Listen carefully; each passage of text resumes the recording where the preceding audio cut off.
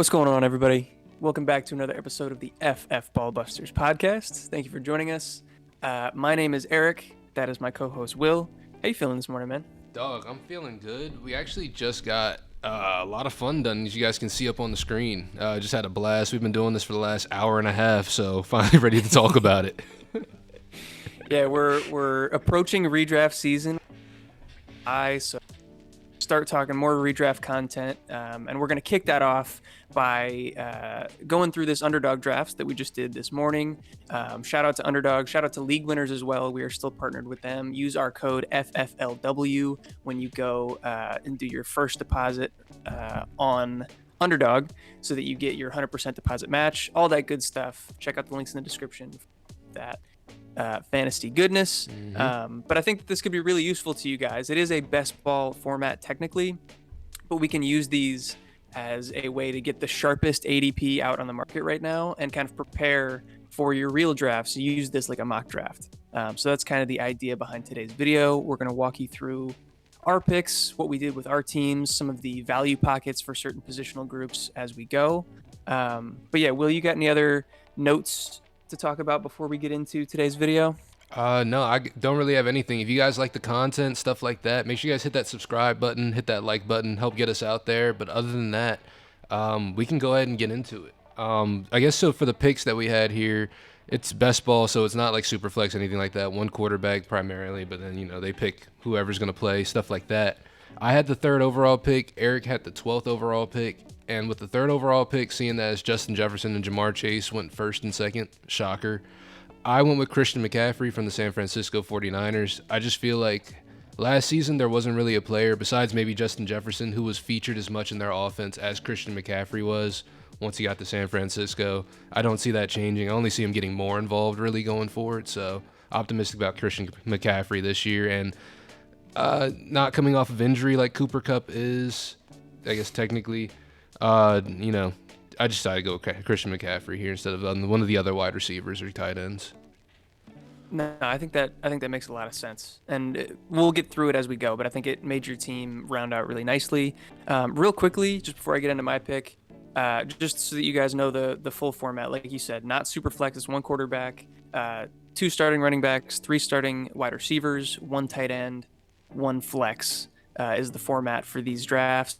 And if you don't know what best ball is, it's just not a managed league. You make all of these picks, and then the top players at each position, based on their production for that week, get started for you automatically. So that's just the idea behind best ball. But yeah, with that being said, we'll get into mine. I rounded out the end of the first round here at the 12 spot. I was looking at some of these running backs. I was hoping that one of Jonathan Taylor or Austin Eckler would make it to me. Didn't quite get there, but I was still happy with CeeDee Lamb. I think that he was probably, after that top tier of receivers, we just talked about it, like Tyreek Hill, Stephon Diggs is probably the end of that first tier. So I think CeeDee Lamb is near the top of that second tier of receivers. I was fairly happy with that. And then I think there's definitely something to be said for getting a receiver early if you can get one of those top guys, because the value at running back in the 2nd round is going to be fantastic this year. I do think that on Underdog specifically, they go pretty wide receiver heavy. So maybe in your home leagues and stuff like that, you're not going to see quite as many receivers rip off the board. But even in your home leagues, I do expect there to be some really good value at running back in the 2nd round. And so I was able to get Nick Chubb, who I think is going to have a fantastic year this year, at the 13th pick. Yeah, and I love that pick too. Nick Chubb should be getting more involved in the passing game too, at least via, some of the rumors we've heard and just how the team has kind of built itself with Kareem Hunt not being there anymore. So I definitely love Nick Chubb in that spot. Like, it pretty much feels like you're getting a 1st round running back out of that. So I do like that a lot. Yeah. And then looking at my pick in the 2nd round, I went with Saquon here. Just looking at the people that went first, like Ramondre Stevenson had just gone off the board. A lot of those high-end, like, wide receiver 2s went off the board as well, or even low-end wide receiver 1s, and like Chris Olave, Devonta Smith, Jalen Waddle, already long gone. And at that point, I didn't really want to – I felt like DK Metcalf or T. Higgins at this point was a reach, just based on the fact that, like, people like Patrick Mahomes, Derrick Henry, Josh Jacobs still available. So I went with who I thought was the best out of that group, Saquon. Nailed it. And for the third round pick, I went with T. Higgins. DK Metcalf was already gone. Obviously, I needed a receiver here in this spot, or at least wanted to try to get one of these high end guys before they were all gone. And I love T. Higgins. Feel like he's not as involved as Jamar Chase in that offense, but he is still a featured piece of that offense, still a big piece of that offense. So I like T. Higgins in that spot from the Bengals. Yeah, absolutely. I think T. Higgins was a really good pick. One, for your roster construction, you wide receiver one at that point. But also, we've talked about T. Higgins and maybe undersold on this channel a little bit. He did have 4 games last year where he left early, and so that dropped obviously his total points down, but his points per game dropped dramatically. If you exclude some of those games or just do like a per snap per play type production, he was really, really high in those rankings. And so I do expect, if he can stay healthy, for him to return to form. And I do think he was also probably the last receiver of that tier group. And so it's always nice to get the last guy of a full tier. That works out quite well. So I like that a lot. And then a bunch of quarterbacks ripped off the board. I was kind of hoping that Lamar Jackson might have made it to me down there at the end of the 3rd round. I'm very high on him this year, but he didn't make it. Mark Andrews, another guy that I'm targeting. Obviously, Travis Kelce, with the consistency that we've seen him as a tight end one year over year, obviously he deserves to go in the 1st round. But with the retooling and the new offensive coordinator in Baltimore, I don't think that the difference between Travis Kelce and Mark Andrews is 2 rounds of difference. Honestly, I feel like his ADP could get bumped up into like the back end of the 2nd by the time we get to real draft season, end of August, early September. And so he's a guy that I think is a value right now. Get him. I ended up going with Amari Cooper. I do think that he's going to have a really good year and hopefully a bounce back for that team in general. Deshaun Watson is going to have a full offseason with the team. He's going to be able to develop that chemistry with the guys that he wasn't able to do last year. And so Amari Cooper being the clear wide receiver one there, he was productive last year. He was actually really good for fantasy, and I expect it to only improve from what we saw last year. And then I went back to the running back well at the turn with Jahmyr Gibbs, another just high upside play. David Montgomery has people a little bit worried, and I think that it's possible that he could get a fair amount of red zone work. But I think this team is going to be scoring a ton. I think they're going to be very high paced. Ben Johnson, as the offensive coordinator, is going to continue a lot of what we saw last year. And so I think that also means a lot of dump offs to the running backs. With Jared Goff still there, he's the dump off king. And so I'm very happy to get Jahmyr Gibbs there at the top of the 4. Yeah, I feel like, a lot of people are worried about David Montgomery sort of maybe even vulturing touchdowns, sort of like what Jamal Williams did last year. But I don't really see that being as much of an issue, especially if Jahmyr Gibbs should be catching passes the way that he is. That's going to make up for a lot of, like you said, that missing, I guess, production out of those touchdowns, maybe in the rushing floor that he loses from David Montgomery. He should more than make up for it in the receiving game for sure. And then... Yeah, and... Go ahead. Sorry. Just the amount of, inside the 5-yard line carries that Jamal Williams got. Yeah. Astronomical. They're not going to... How many times did Amon-Ra St. Brown get tackled inside the 5? You know what I'm saying? That's not going to happen again. They're not going to have that many 1-yard line carries to go around this year. So, yeah, it's not like all of those opportunities are even going to be there for David Montgomery to vulture. Absolutely agree. And then as for Amari Cooper, I think he's playing with the best quarterback he's had in his career. Some people might argue that's Dak. I'm not one of them. And also, he's just coming off a great year as well. Last year, I believe he had the most receiving yards and touchdowns he's had in his career yet. Possibly receptions, too. I'm not exactly sure yet. I'd have to look and see. But I do know last year was a great year for him. It was an up year for him as well, and hoping that only continues going forward. Now, he did play half of last season with Jacoby Brissett, but we're hoping that Deshaun Watson comes back, knocks off the rust, and is just the player that we saw towards the latter half of his return. With that being said, going on to my pick, I went with Drake London here. I feel like this was another one of those, tiers where I'm kind of catching one of the guys at the end of it. But I do like Drake London with Atlanta. I feel like last year he was hyper-targeted. Of course, Kyle Pitts wasn't there too, but even when Kyle Pitts was there, still pretty targeted. They still don't really have too much along the lines of other receiving targets besides Bijan that they added this offseason, of course. But I don't really feel like that's going to touch Drake London too much. They operate in 2 different parts of the field. The biggest issue with Drake London, I believe, is just passing volume in Atlanta, but that didn't really stop him too much last year from being productive. So I'm hoping that can continue going forward as well. Yeah, I like that a lot. The passing volume is probably the thing that I worry about the most. I don't know that that's going to jump. I do expect this team to be better in general. And if they're trying to be... See, is that a good argument, though? If they're more competitive, is that going to compel them to pass more? You'd typically argue the opposite, but... I mean, you would think... I don't know. With having a better running back on the team than Bijan, you know, better than Tyler Algier and Cordell Patterson, I think we can comfortably say that. In a way, this is just me. This is all conjecture. None of this is facts, guys. Don't listen to this. But in a way, wouldn't it be less rushes on the team than there were last year if you have a better running back there in theory? You know what I mean? Like, you would be running the ball less because you wouldn't have to run it as much because you have a better guy back there at the helm. Because the rushes themselves would be more effective. Mm-hmm. Potentially. I could also just see them having a little bit more trust in Ritter, having a full offseason where they expect him to be the starter. So I think that by itself could probably increase their pass volume by a little bit. Their offensive line is also much improved. So yeah, I could see an uptick in pass volume, at least by a little bit. Mm-hmm. Hell yeah. Also, real quickly, you mentioned Amari Cooper's stats. I don't know that it was a career year in anything except for touchdowns, but it was close. Okay. He had a better year in receiving yards and receptions in 2019 for Dallas, but like barely, legit by like a few yards and one catch. Okay. Bet. So it was definitely an up year, one of his better years last year. Yeah. I'll say that.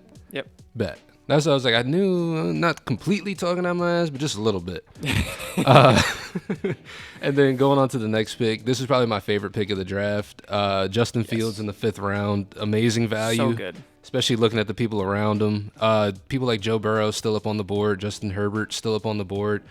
Took Justin Fields because I feel like the rushing floor is just phenomenal there. He showed last year he can be a great quarterback in fantasy even without having to throw the ball much, and we're hoping that takes a step up this year.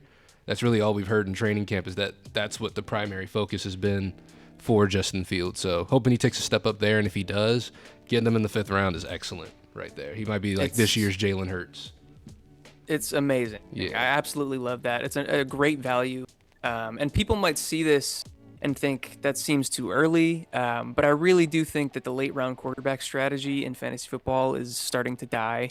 There are some later round options that I think could be viable and you can use to get by. But it really seems like having that top end quarterback, somebody that can truly vie for the quarterback 1 overall position, is necessary for you to win a league in fantasy football. It was last year. It was hugely important to have one of Mahomes, Hurts, or Allen. And so I think having one of those top guys is going to continue to be important, and that's going to make those quarterbacks go earlier. Typically in one quarterback leagues, you've seen, the highest quarterbacks go is like the 3rd or 4th round, and it spreads out dramatically. You're going to see an uptick in those guys going early. So be prepared for that coming into this year's draft season. Absolutely. So yeah, love the Justin Fields pick. I was able to snag another value, one of my favorite picks of the draft here, George Kittle at the end of the 5th round. He is definitely the last of the tight ends that I'm comfortable really giving me a competitive edge. His weekly upside is through the you can't count on really any of these tight ends, probably besides the top 2 in Kelsey and Mark Andrews, being consistent week to week. But as far as who can have the biggest boom week, it's hard to argue that anybody can do it better than George Kittle. I expect that to continue coming into this year.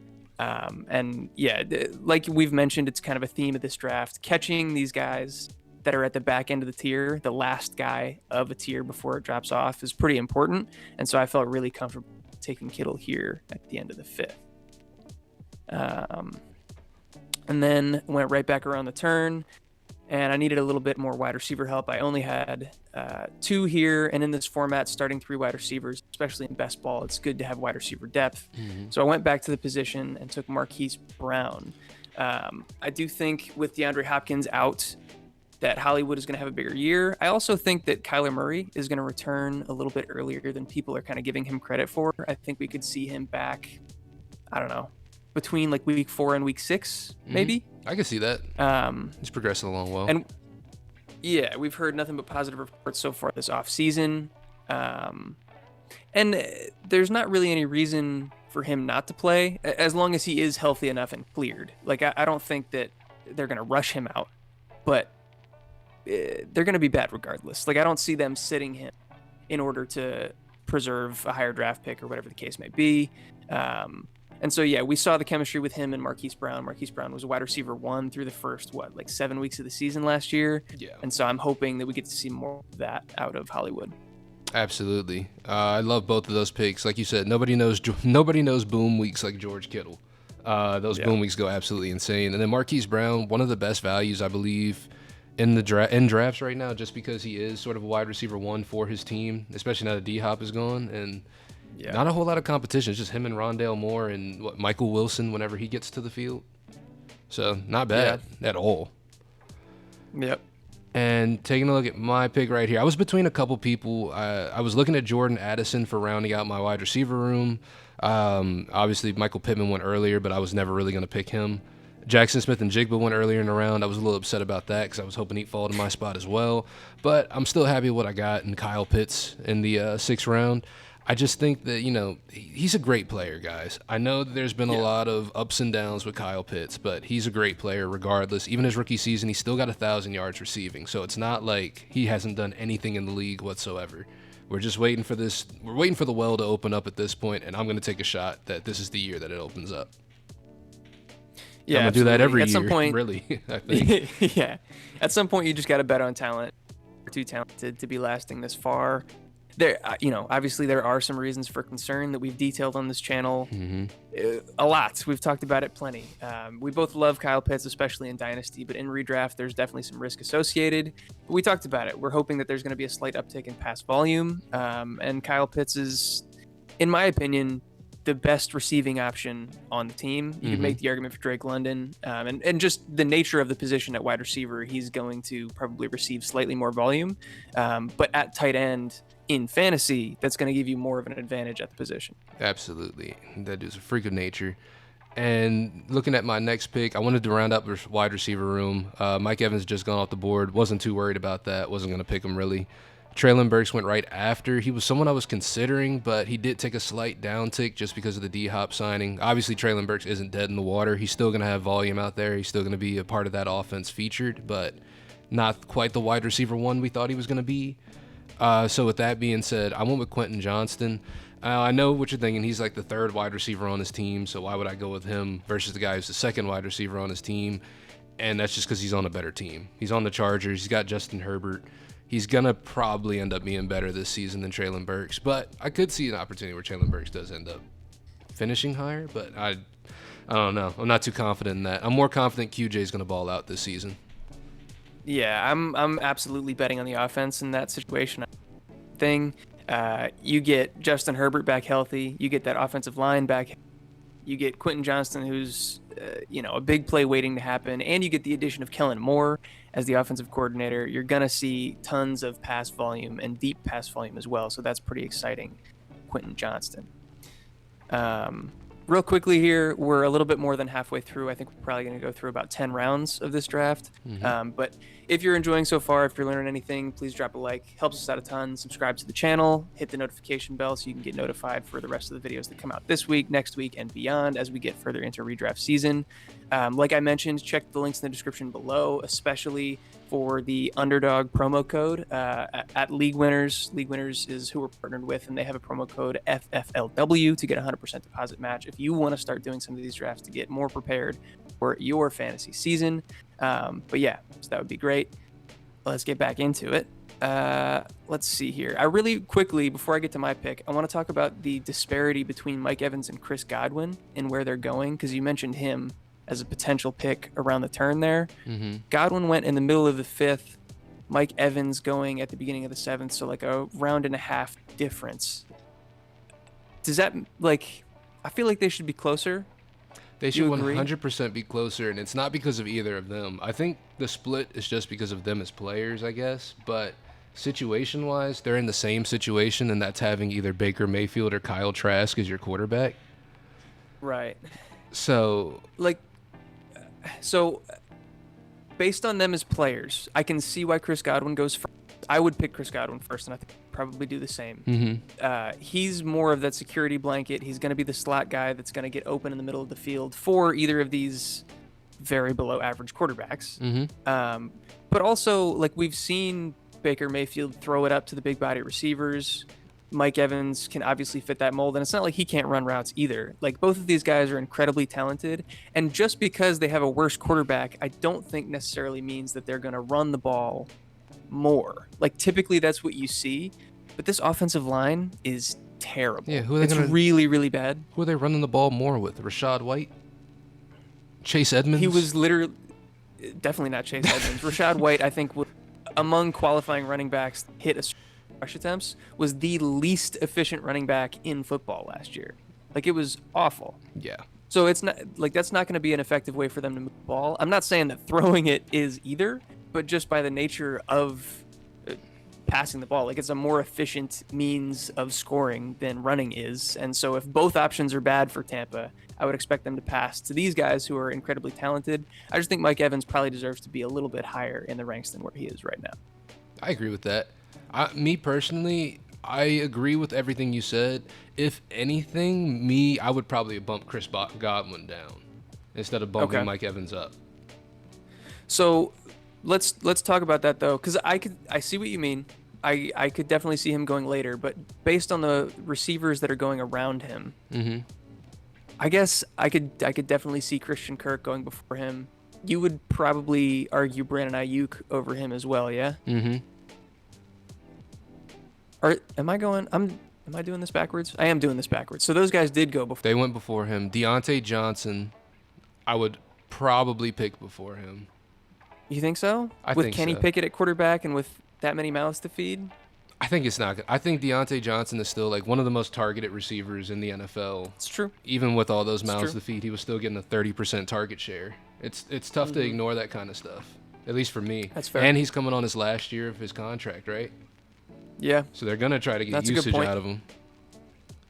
Yeah, and then Marquise Brown, who I took, I'd probably argue to take over Chris Godwin at this point.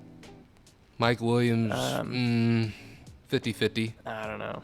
But that's probably the range I would have put him in around like this middle of the 6th round. Like half a round later. Right. Yeah, I could see that. That makes sense to me. Yeah.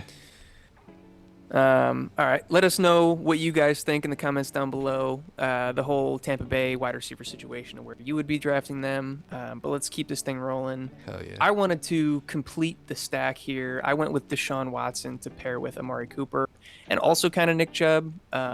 If this were a traditional managed league, like, stacks are good, but having this many players from the same team might be a little bit scary because this is best ball, and I'm not having to start these guys each and every week. I think it makes a little bit more sense to have these kind of stacks, and so I was very happy to get him at the end of the 7th round.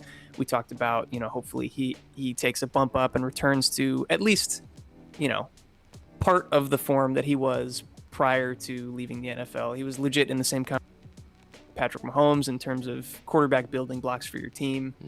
So if he can get to even 70% of that, we're talking about probably a top 6 quarterback in the NFL and hopefully for fantasy production as well. So that's where I went at the end of the 7th. We rounded the turn, and I took James Conner. There's going to be some argument here. I feel like he's kind of polarizing.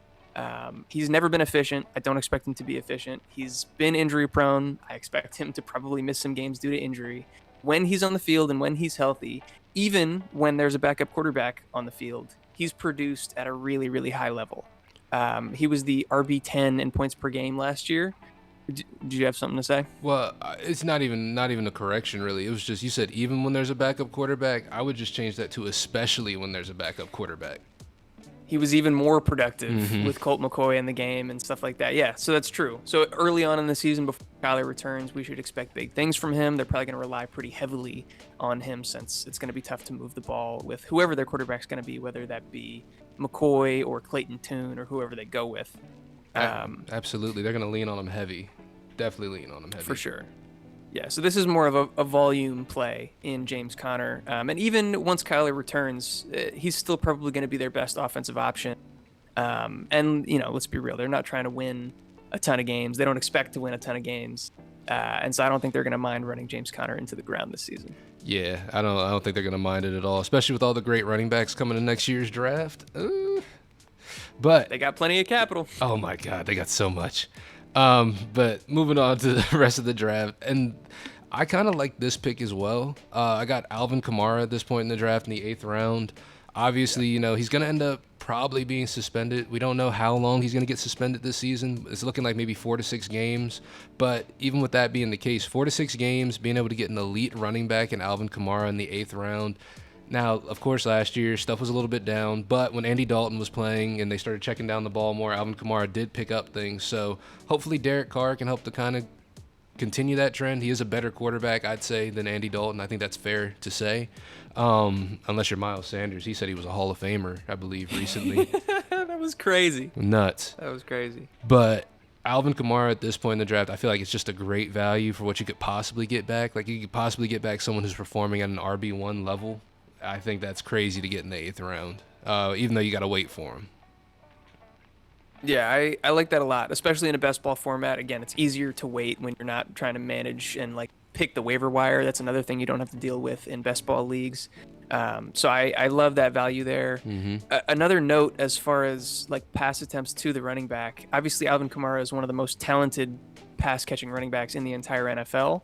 We saw Derek Carr target Josh Jacobs and the running back position at a really high level the past 2 years, hitting him with 64 targets each of the past 2 years, over 50 receptions. We've seen Alvin Kamara eclipse those numbers every single year of his career, and I don't expect that to change coming into 2023. Well, I guess if he's suspended for 4 games, then maybe those total numbers could come down, but per game numbers will be just fine. Also, specifically for Alvin Kamara, our last video that we put out on this channel kind of goes in detail with the latest news and potential for his suspension, so go check that out if you haven't seen it yet. Absolutely. Or you can click the little iCard up here. If I remember to put it up there, it should be right there. Click that. And then next player I went up with, just someone I'm optimistic about for the season, Mr. Elijah Moore for Cleveland. I just feel like, last year, pretty disgruntled with the Jets. They didn't really like to play him a whole lot. He wanted to play more. They shipped him out to Cleveland. And this is his opportunity to kind of have a renaissance in his career of sorts. It's weird to say because he's only been in the league for 3 years. Is this going to be his third? I think this is year 3. Yeah. Yeah. So, but I see what you mean. Yeah. Hoping he can just pick up where he left off in terms of his rookie year. He was performing at a very high level. It was exciting to see. We were optimistic going forward. And then last year they stopped using him. So hopefully the Cleveland can employ him in better ways, get him out there more, especially if they're going to be working him out of the slot. And I'm just excited about what Elijah Moore can do, especially with Deshaun Watson at quarterback. If he can come back to form, I think the sky could be the limit right there because he was performing on the team with Zach Wilson. I think just about anybody's an upgrade over that. Yeah, and I think where you got him was really good as well. Another situation where it's probably near the end of a tier. The guys going around him, Jamison Williams, who you're going to have to wait 6 weeks for. Gabe Davis, who in best ball makes sense because he's going to go off from week to week, but he's not going to be a consistent producer for you. Zay Flowers, Michael Thomas, those kind of guys. It's tough to say. Leading me into, I was the one who took Michael Thomas. Obviously, I'm nervous about this. Situation was more so that I needed more depth in this best ball format, and I hated the names that were going afterwards. We did see Michael Thomas at the beginning of the season last season. I think through the first 3 or 4 weeks, he was producing as a wide receiver 1. He looked like the old Michael Thomas, and he was doing that with whoever was back there at quarterback. Hopefully, I'm not going to predict that he stays healthy the whole season. You can't at this point. But in the games that he is healthy, with consistency at the quarterback position, hopefully Derek Carr is the starting quarterback for the entirety of the season. I expect him to have at least a somewhat productive year in best ball, especially where we can kind of pick and choose the weeks where he does the best and you don't have to start him manually. So that's a guy that I'm betting on weekly upside, even if it's not going to be consistent. And then I went back to the running back well again with Damian Harris. I think he's probably one of the most undervalued running backs here in these late rounds. One of my favorite picks really to make. I'm just not a James Cook believer. I think he's talented. But Josh Allen is a rushing quarterback, and like, yeah, he does check down to the running backs, but not at a rate that you would see from like a Jared Goff or Mm-hmm. Cousins or a Derek Carr or something like that. And so the amount of pass catching opportunities for a guy like James Cook isn't going to be quite as high. I guess you can also make that argument against Damian Harris that Josh Allen is going to vulture red zone touches.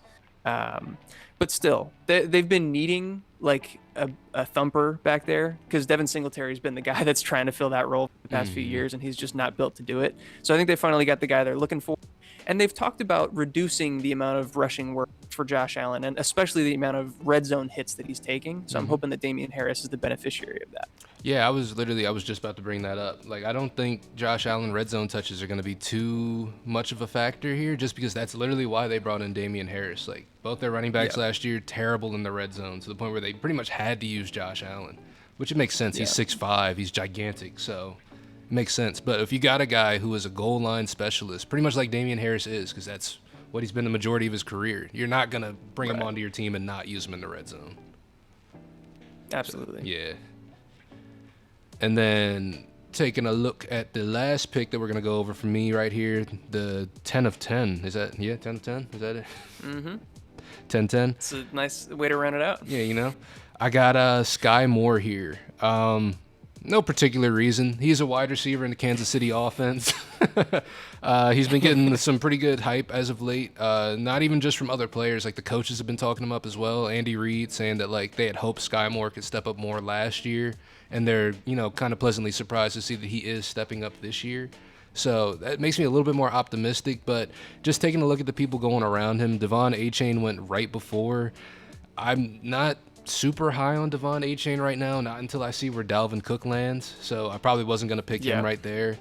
I was never going to pick Odell to be on my team, unfortunately. I know I love him as a player historically, but not right now. I was looking at Geno Smith possibly as a backup quarterback, Kirk Cousins as well. But during our draft, Eric brought up a really good point. He brought up when you got a bunch of quarterbacks like this, because they were all grouped up in the same area. They were literally all grouped up. And when you got a group of quarterbacks like that where you feel like they can all do the same thing, just take the last one in that group. And essentially that's what I Yeah. did in taking Daniel Jones with my next pick. It was between him and Aaron Rodgers. I just picked Daniel Jones because I have Saquon Barkley on my team already, and I feel like if there's a game where Saquon maybe doesn't score a whole lot of rushing touchdowns, Daniel Jones is usually the one that ends up scoring those. So it was just, you know, not really a big brain play, but just me trying to do a little bit of team building and know who I have on my team right there.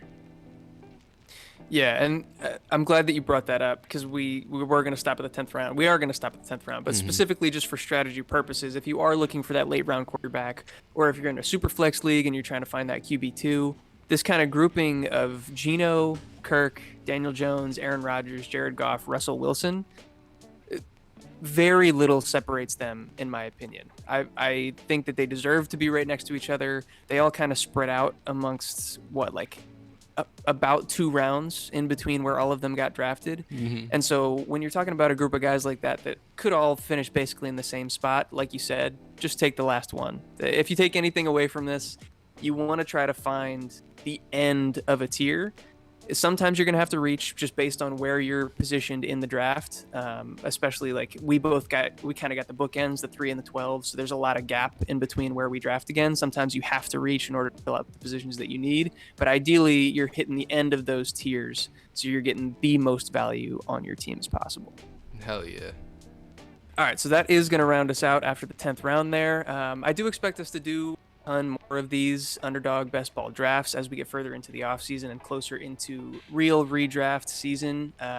So definitely stick around. We'll be doing those quite a bit more. And check the links in the description below, like I've mentioned throughout the video, for your Underdog promo code FFLW to get a deposit match. If you want to join us for some of these, we could potentially try to get some fans in here with us as well.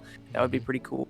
And just so that you guys can get prepared for the fantasy season. So thank you for sticking around. Will, you got anything to say to the people before we get out of here? No, just once again, make sure you guys do all that great YouTube stuff. Hit that subscribe button, hit that notification bell so you know when we drop our latest videos. Hit that like button. It's absolutely free, and it's the best way to get our stuff out there to the people. Hit that comment button. Let us know what you thought about our teams that we drafted. Let us know who you think had the better team. Let us know if you think one of these guys on the side, because I never really looked at everybody else's teams too much. Let us know if you think one of them had a better team. team. You guys got the time to look at it.